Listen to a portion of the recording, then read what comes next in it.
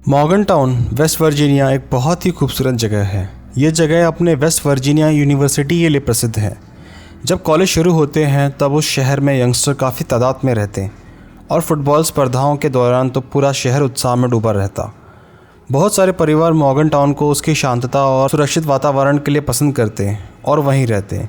लेकिन इसके अलावा मॉर्गन टाउन एक और खौफनाक चीज़ के लिए जाना जाता है और वही है स्काइलर नीस की कहानी। 2012 में 16 साल की स्काइलर हाई स्कूल में पढ़ती। वो पढ़ाई में काफ़ी होशियार थी और वो वेंडीज़ नाम की जगह पर काम भी करती। स्काइलर को हर जगह सभी पसंद करते और उसके बहुत सारे दोस्त थे। वो मैरी और डेविड नीस की इकलौती बेटी थी। वो स्काइलर से बहुत प्यार करते। वो कहते हैं कि स्काइलर प्यार से भरी हुई एक स्ट्रॉन्ग और मजाकिया लड़की थी। 5 जुलाई 2012 को 16 साल की स्काइलर अपनी नाइट शिफ्ट ख़त्म कर घर लौटी। वो दरवाजे से अंदर गई। उसने अपने माता पिता को बताया कि वो काफ़ी थक चुकी है और अपने रूम में जाके सोना चाहती है। उसने अपने माता पिता को गले लगाया और अपने रूम में चली गई। अगली सुबह मैरी और डेविड अपने काम को जाने की तैयारी कर रहे थे। उन्होंने देखा कि स्काइलर अभी तक उठी नहीं है और उसके बेडरूम का दरवाज़ा अभी भी बंद है। तो उन्हें लगा कि स्काइलर ज़्यादा वक्त के लिए सोएगी और वो अपनी बातचीत और नाश्ता करके अपने अपने काम के लिए निकल गए। उसी दिन दोपहर को डेविड अपने काम से जल्दी घर लौटा। घर में बहुत शांति थी। उसे लगा कि स्काइलर शायद अभी तक सो रही है और उसने इतने देर तक नहीं सोना चाहिए। दोपहर के 2 से 3 बजे हुए थे। डेविड को लग रहा था स्काइलर उठ गई होगी और घर में यहीं कहीं होगी। तो डेविड स्काइलर को ज़ोर से आवाज़ देने लगा, लेकिन बाद में कोई जवाब नहीं आया। घर में एकदम शांति थी। तो डेविड स्काइलर के रूम की तरफ जाने लगा और उसने देखा कि उसका दरवाज़ा अभी भी बंद है। उसने दरवाजे पर नॉक किया और स्काइलर को आवाज़ देकर उठाने की कोशिश करने लगा, पर बदले में कोई जवाब नहीं आया। उसने दरवाज़ा ज़ोर से खटखटाना शुरू किया और चिल्लाकर स्काइलर को उठाने की कोशिश करने लगा, लेकिन बाद में फिर कोई जवाब नहीं आया। तो डेविड दरवाज़ा तोड़ के अंदर गया, लेकिन बेडरूम में स्काइलर नहीं थी। फिर डेविड सोच में पड़ गया क्योंकि स्काइलर ने नहीं बताया था कि आज वो कहीं जाने वाली है। उसने तुरंत फ़ोन निकाला और स्काइलर को कॉल लगाया, लेकिन उसने उठाया नहीं। तो उसने अपनी पत्नी मैरी को कॉल लगाया और पूछा कि उसकी बात स्काइलर से हुई या नहीं। मैरी ने कहा नहीं, शायद स्काइलर अपने दोस्तों के साथ बाहर गई है। फ़ोन रखते ही डेविड ने स्काइलर की बेस्ट फ्रेंड शीला को कॉल किया। शीला और स्काइलर दूसरी कक्षा से साथ में थे। उनकी दोस्ती बहुत पक्की थी। तो डेविड ने शीला से पूछा, क्या उसकी बात स्काइलर से हुई है? शीला ने कहा नहीं, उसकी स्काइलर से बात कल रात को हुई थी, जैसे वो रोज़ करती है, लेकिन उसके बाद कोई बात नहीं हुई। फिर डेविड ने शीला से कहा कि अगर उसे स्काइलर के बारे में कुछ पता चले तो पहले उसे बताए। डेविड तब स्काइलर के ही बेडरूम में था। उसने इधर उधर कुछ सुराग ढूंढने की कोशिश की। उसने जब बेड की दूसरी ओर जाके देखा तो उसने देखा कि खिड़की के शीशे निकालकर दीवार के पास रखे गए हैं। ये देख वो खिड़की के पास गया और उसने खिड़की खोल दी और नीचे देखने लगा। उसे समझ नहीं आ रहा था कि खिड़की के शीशे क्यों निकाले हुए थे। उसने खिड़की के नीचे देखा तो एक बेंच खिड़की के पास लगाया गया है। उसने तर्क लगाया कि शायद स्काइलर घर से भाग गई है। डेविड काफ़ी डर गया। उसने तुरंत अपनी पत्नी को फ़ोन लगाया और घर की स्थिति बताई और आगे क्या करना है यह सोचने लगा। उन्होंने सोचा कि वो थोड़ी देर स्काइलर का इंतज़ार करेंगे। अगर वो कहीं गई होगी तो घर वापस लौट आएगी। उसी वक्त 4 बजे वेंडीज़ से कॉल आया, जहां स्काइलर काम करती थी। उन्होंने स्काइलर के बारे में पूछा क्योंकि स्काइलर काम पर नहीं गई थी। फिर मैरी और डेविड ज़्यादा घबराए और उन्होंने तुरंत पुलिस को सूचित किया।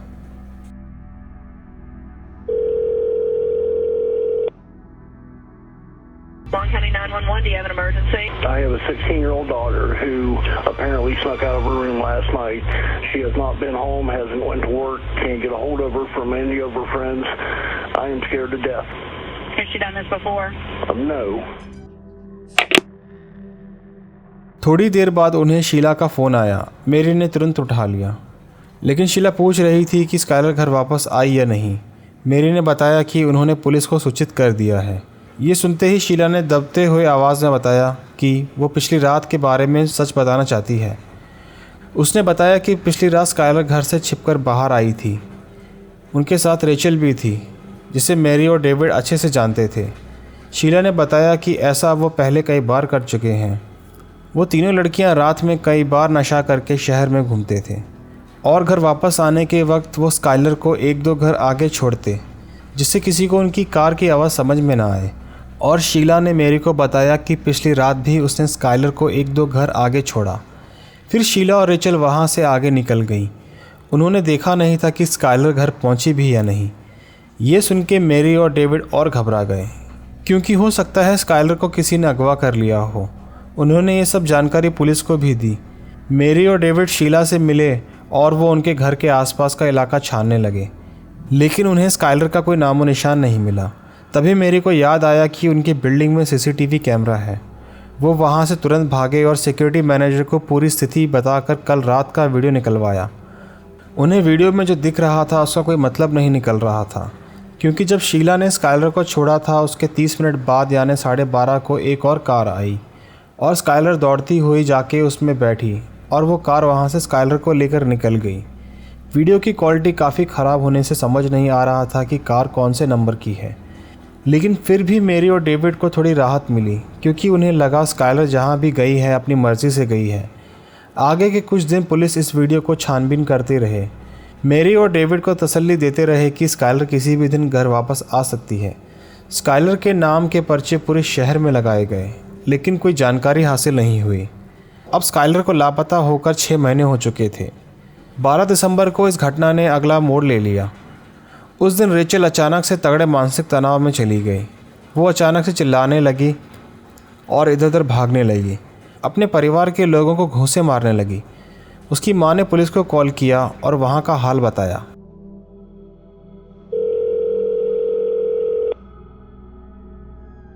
I have an issue with a 16-year-old daughter of mine. I can't control her anymore. She's screaming. She's running through the neighborhood. Give me the phone. No, this is over. This is over. Hurry up. Oh, God. She just gave me a block. Oh, God. Hurry up, please. इस call के बाद police तुरंत वहां पहुंची और Rachel को काबू कर साइकेट्रिक हॉस्पिटल ले गई। और वहां से जैसे ही उसका इलाज ख़त्म हुआ, रेचल सीधे पुलिस के पास जा पहुंची और उसने बताया कि स्काइलर के बारे में वो कुछ बताना चाहती है। कोई तो राज था जो उसे मन ही मन खा रहा था। पुलिस ने यह बात बड़ी गंभीरता से ली और रेचल को इंटरव्यू रूम ले गई। रेचल ने बताया कि 5 जुलाई 2012 को स्काइलर अपनी नाइट शिफ्ट ख़त्म कर घर लौटी। उसने अपने माता पिता को गले लगाकर गुड नाइट बोला और अपने बेडरूम में चली गई और दरवाज़ा बंद किया। वो अभी तक सोई नहीं थी। उसके फ़ोन पर रेचल और शीला के मैसेजेस आ रहे थे। वो उसे बाहर घूमने के लिए बुला रहे थे। स्काइलर को बाहर जाने का मन नहीं था, तो वो मना कर रही थी। स्काइलर उसके दोनों दोस्तों को लेकर गुस्सा भी थी, क्योंकि हाल ही में उसकी दोनों दोस्त रेचल और शीला उसको नज़रअंदाज करने लगी थी। स्काइलर अकेलापन महसूस करती और इन बातों से स्काइलर दुखी थी। इसी वजह से वो बाहर घूमने के लिए मना कर रही थी। लेकिन थोड़ी देर बाद स्काइलर बाहर जाने के लिए मान गई। फिर स्काइलर ने खिड़की के शीशे उतारे और खिड़की पूरी तरह से खोली और नीचे उतरी। नीचे रखे बेंच को खिड़की के पास खींचा और उस पर चढ़कर उसने खिड़की बंद कर दी। और फिर वो अपने दोनों दोस्तों का इंतज़ार करने लगी। और तभी करीब 12:30 बजे एक कार आई जो सीसीटीवी कैमरा में दिख रही थी। कार आके वही बिल्डिंग के सामने रुकी और स्काइलर दौड़ते हुए उसमें जा बैठी। वो कार शीला की थी। शीला ही उसे चला रही थी और रेचल उसके बाजू में बैठी थी और स्काइलर उनके पीछे वाले सीट पर। उन्होंने तय किया कि वो थोड़ी दूर पर एक जगह जाके नशा करेंगे। जो जगह उन्होंने तय की थी वो 45 मिनट की दूरी पर थी, जहाँ वो पहले भी जा चुकी थी। वो जगह काफ़ी दुर्गम थी। शीला ने 45 मिनट तक कार चलाई और एक मोड़ से जंगल की अंदर चली गई, जो उनकी रोज़ की जगह थी। थोड़ा अंदर जाते ही शीला ने थोड़ा घास वाली जगह पर कार पार्क कर दी और तीनों लड़कियां कार से बाहर आ गई। झाड़ियों के आगे पहाड़ी थी और वो तीनों उस पहाड़ी के किनारे बैठे जहां से उन्हें खाई दिखाई दे रही थी। शीला कार से थोड़ा दूर बैठी थी। उसने गांजा निकाला। उसे याद आया कि उसके पास लाइटर नहीं है।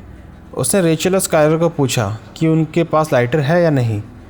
उनके पास भी नहीं था। शीला ने स्काइलर से कहा कि वो कार से लाइटर ले आए, क्योंकि स्काइलर कार से थोड़ा पास थी। स्काइलर वहाँ से उठी और कार की तरफ जाने लगी और थोड़ी दूर चलते ही उसके पीछे दोनों दोस्त उठकर खड़े होने की आवाज़ आई और वो दोनों ज़ोर से बोल रही थी, 1 2 3। और 3 बोलते ही स्काइलर को उसकी पीठ में 2 चाकू घुसते हुए महसूस हुए जो रेचल और शीला ने घोंपे थे। स्काइलर घबरा गई। उसने पीछे मुड़कर देखा भी नहीं, वो सीधे कार की तरफ दौड़ने लगी। वो उन दोनों से दूर जाने में सफल हुई, लेकिन पीठ पर चाकू के वार से वो थोड़ा कमज़ोर हो गई थी और उतने में शीला ने उसे धक्का देकर नीचे गिराया। शीला उसे सामने से चाकू मारने की कोशिश कर रही थी, लेकिन स्काइलर ने पूरी ताकत से उसके हाथ पकड़ रखे थे।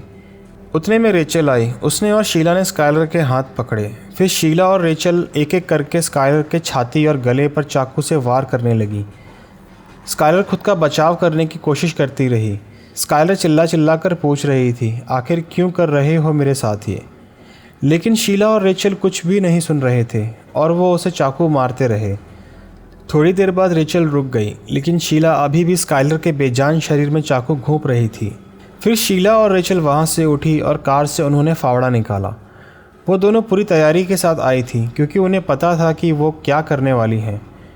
फावड़ा लेके वो दोनों झाड़ियों में गई और कब्र खोदने लगी, लेकिन ज़मीन खोदना उनके लिए मुश्किल हो गया था, तो उन्होंने स्काइलर का शव उठाया और वैसे ही झाड़ियों में फेंका। फिर उसके ऊपर बड़े बड़े पेड़ और लकड़ियाँ डाल दी। अपना सामान कार में भर के शीला और रेचल वापस शहर लौट आईं।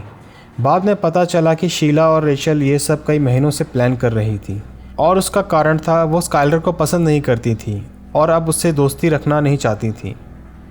रेचल के इस बयान के बाद कोर्ट ने रेचल को 30 साल की सज़ा सुनाई, लेकिन 2023 में वो पेरोल के लिए योग्य हो जाएंगी, यानी उसके बर्ताव को ध्यान में रख के उसकी सज़ा कम हो सकती है। और शीला को आजीवन कारावास की सज़ा दी गई थी, लेकिन 2028 में वो भी पेरोल के लिए योग्य हो जाएगी। कोर्ट ट्रायल्स के वक्त रेचल ने कई बार माफ़ी मांगी, लेकिन शीला हंसते हुए कोर्ट में आती। ना ही उसने कभी पछतावा दिखाया। ट्विटर पर शीला का लास्ट मैसेज था, हमने सच में 3 बोलते ही उसे मारा था।